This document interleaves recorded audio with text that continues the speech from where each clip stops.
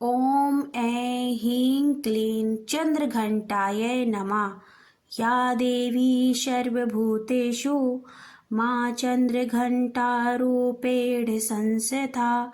नमस्तस्यै नमस्तस्यै नमस्तस्यै नमो नमः। माँ दुर्गा की तीसरी शक्ति है माता चंद्रघंटा। नवरात्रि में तीसरे दिन इसी देवी की पूजा आराधना की जाती है। देवी का ये स्वरूप परम शक्तिदायक और कल्याणकारी है। इसीलिए कहा जाता है कि हमें निरंतर अपने पवित्र विग्रह को ध्यान में रखकर साधना करनी चाहिए। उनका ध्यान हमारे इहलोक और परलोक दोनों के लिए कल्याणकारी है और समृद्धि देने वाला है। इस देवी के मस्तक पर घंटे के आकार का आधा चंद्र है, इसीलिए इसे चंद्र घंटा भी कहा जाता है। हेलो एवरीवन, जय माता दी। कैसे हो आप सब? आशा करती हूँ कि आप सब अच्छे होंगे। आप सभी का स्वागत है हमारे एक और नए वीडियो में। तो आज हम बात करने वाले हैं माता चंद्रघंटा की व्रत कथा के बारे में। माता चंद्रघंटा कौन थी, उनकी कथा क्या है, ये हमें जानना बहुत ज़रूरी है। और माता का जो तीसरा नवरात्र होता है उसमें माता चंद्रघंटा की पूजा आराधना की जाती है और माता का आशीर्वाद लिया जाता है। तो आइए माता चंद्रघंटा की पावन कथा का श्रवण करते हैं। माता चंद्रघंटा, जो उनके शरीर का रंग है सोने के समान, बहुत चमकीला है। इस देवी के 10 हाथ हैं। ये खड्ग और अन्य अस्त्र शस्त्र से विभूषित हैं। सिंह पर सवार इस देवी की मुद्रा युद्ध के लिए उद्धत रहने की है। इनके घंटे की भयानक ध्वनि से चमत्कारी दानव, दैत्य और राक्षस कांपते रहते हैं।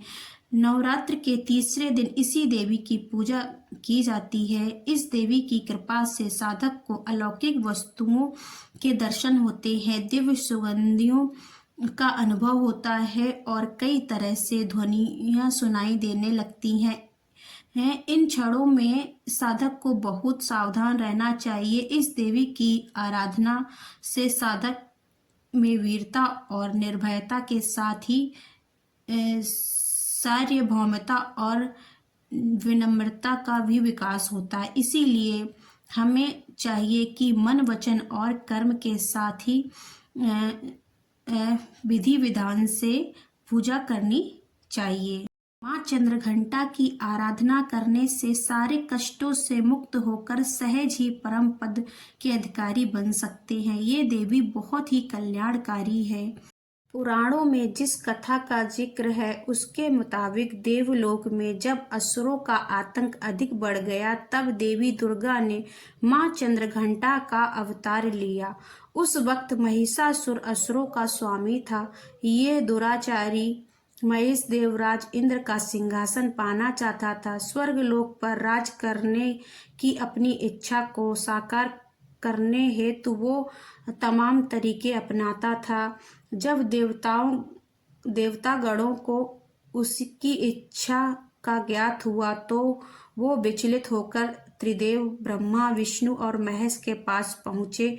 देवताओं के मुख से महिषासुर के अत्याचार को जानने के बाद तीनों अत्यंत क्रोधित हुए। उसी वक्त उनके मुख से उत्पन्न ऊर्जा से देवी का अवतार हुआ।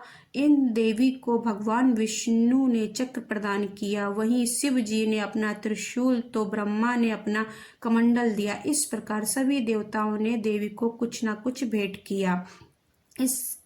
इससे आज्ञा पाकर देवी चंद्रघंटा महिषासुर के पास गई। माता का विशालकाय स्वरूप देखकर दैत्य महिषासुर इस बात को भांप चुका था कि अब उसका अंत निश्चित है। इसके बावजूद भी असुरों ने मां चंद्रघंटा पर हमला करना शुरू कर दिया। भयंकर युद्ध में महिषासुर काल के ग्रास में समा गया और देवी ने सभी देवताओं की रक्षा की।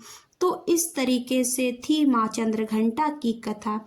आइए अब जानते हैं मां चंद्रघंटा को किसका भोग लगाना चाहिए। तो माँ चंद्रघंटा को पंचामृत और मिश्री का भोग लगाना चाहिए, जो बहुत ही शुभ होता है, जिससे माँ चंद्रघंटा की जो है कृपा प्राप्त होती है। तो आज के वीडियो में बस इतना ही, मिलते हैं अन्य किसी वीडियो में। जय माता दी।